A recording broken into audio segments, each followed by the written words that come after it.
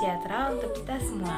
Selamat datang di Koki MP, Komunitas Kajian Ilmu Manajemen Pendidikan di Universitas Negeri Jakarta, yang dibina oleh Bapak Amril Muhammad selaku dosen manajemen pendidikan di Universitas Negeri Jakarta. Perkenalkan, nama saya Ivana Patricia, saya adalah mahasiswi manajemen pendidikan angkatan 2020, Fakultas Ilmu Pendidikan di Universitas Negeri Jakarta. Pada video ini, saya akan bahas tentang pengambilan resiko. Semoga bermanfaat ya, dan jangan lupa untuk like, komen, dan subscribe. Terima kasih. Pengertian resiko menurut para ahli. Yang pertama, menurut Kamus Besar Bahasa Indonesia, atau bisa disebut KBBI. Resiko adalah akibat yang kurang menyenangkan yang dapat berarti merugikan dari suatu perbuatan. Menurut Griffin, resiko adalah ketidakpastian akan peristiwa di waktu mendatang terhadap hasil baik maupun tidak diinginkan. Yang terakhir ada Brodkosov. Risiko adalah kemungkinan terjadinya sebuah peristiwa yang dapat mempengaruhi pencapaian tujuan organisasi. Dari pengertian di atas, dapat disimpulkan risiko adalah suatu keadaan yang tidak pasti dan terdapat unsur bahaya, akibat atau konsekuensi yang bisa terjadi akibat proses yang sedang berlangsung maupun kejadian yang akan datang. Berikut ada beberapa jenis-jenis resiko secara umum. Yang pertama, resiko murni atau bisa disebut pure risk, yang bila terjadi akan mengakibatkan kerugian dan bila tidak terjadi tidak mengakibatkan keuntungan. Contohnya kecelakaan lalu lintas, kebakaran, pencurian, dan lain-lain. Berikutnya ada resiko spekulatif atau bisa disebut speculative risk, yang dapat menimbulkan kerugian dan juga keuntungan. Contohnya judi, bursa efek, dan membeli undian berhadiah.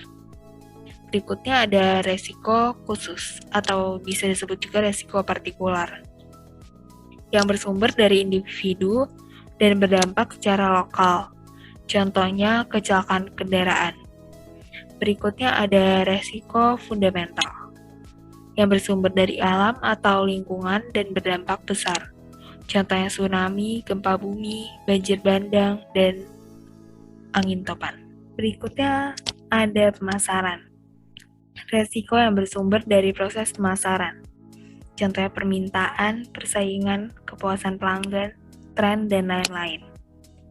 Ada ekonomi yang bersumber dari kebijakan ekonomi, contohnya kebijakan keuangan, perpajakan, inflasi, suku bunga, serta kurs mata uang. Selanjutnya ada keuangan. Resiko yang bersumber dari keuangan perusahaan, contohnya kebangkrutan, keuntungan, serta asuransi. Berikutnya ada alami, atau bisa disebut natural. Resiko yang bersumber dari alam, contohnya kondisi tanah, cuaca, gempa, temuan situs arkeologi. Dan berikutnya ada proyek. Resiko yang berasal dari kegiatan proyek, contohnya strategi pengadaan, persyaratan untuk kerja, standar kepemimpinan, rencana kerja, dan lain-lain. Berikutnya ada teknis. Resiko dari hal-hal teknis, contohnya kelengkapan desain, efisiensi operasional, serta keandalan. Berikutnya ada pengelolaan resiko dalam bisnis. Yang pertama, identifikasi resiko. Paling dasar bisa dilakukan dengan mengontrol kelancaran arus kas, pasokan bahan baku, integritas sumber daya manusia, hingga kemungkinan adanya bencana alam. Yang kedua, penilaian resiko. Tahap ini bisa dilakukan dengan memberikan penilaian mulai dari yang beresiko tinggi, sedang, dan rendah. Yang ketiga ada rencana penanggulangan. Untuk mempersiapkan perusahaan jika di kemudian hari mengalami resiko seperti yang sudah diperkirakan. Dan yang terakhir ada monitoring dan evaluasi untuk mengetahui mana rencana yang berjalan dan efektif dan mana yang tidak. Sekian bahasan saya mengenai pengambilan resiko. Mohon maaf jika ada kesalahan kata. Selebihnya, terima kasih.